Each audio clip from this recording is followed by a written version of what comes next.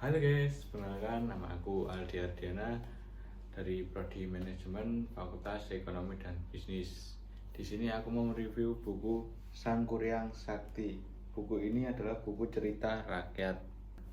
Isi buku ini yaitu cerita legend Sangkuriang dari tanah Sunda. Buku ini menceritakan kisah tentang seorang pemuda bernama Sangkuriang yang tanpa disadari jatuh cinta kepada ibunya sendiri yang bernama Dayang Sumbi. Dalam buku ini Sangkuriang digambarkan menjadi sosok yang sakti mandaguna dengan kemampuan membendung sungai dan membangun perahu dalam semalam atas permintaan Dayang Sumbi sebagai syarat untuk menikahinya. Namun karena merasa bahwa permintaannya itu terlalu mudah bagi Sangkuriang, Dayang Sumbi gagalkan secara diam-diam saat Sangkuriang tahu bahwa dirinya ditipu dan ternyata Yang Sumbi adalah ibunya.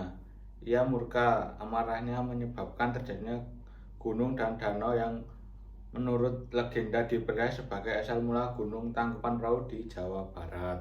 Pesan moral yang terdapat pada buku cerita rakyat Sangkuriang Sakti yaitu kejujuran dan keterbukaan dalam keluarga sangatlah penting, dan juga manusia tidak boleh dikuasai oleh amarah karena bisa menghancurkan segalanya.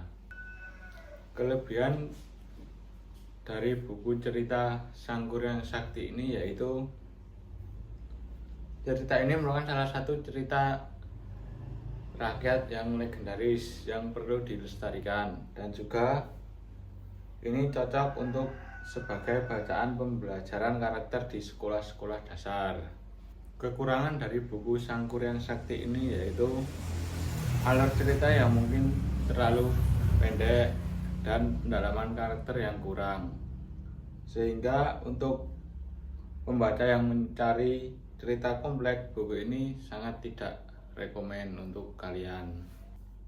Alasan saya memilih buku Sangkuriang Sakti ini karena saya ingin mengenal dan mempelajari cerita rakyat yang kaya akan nilai budaya, dan juga penting untuk mengenal warisan budaya lokal kepada generasi Gen Z agar tidak terlupakan.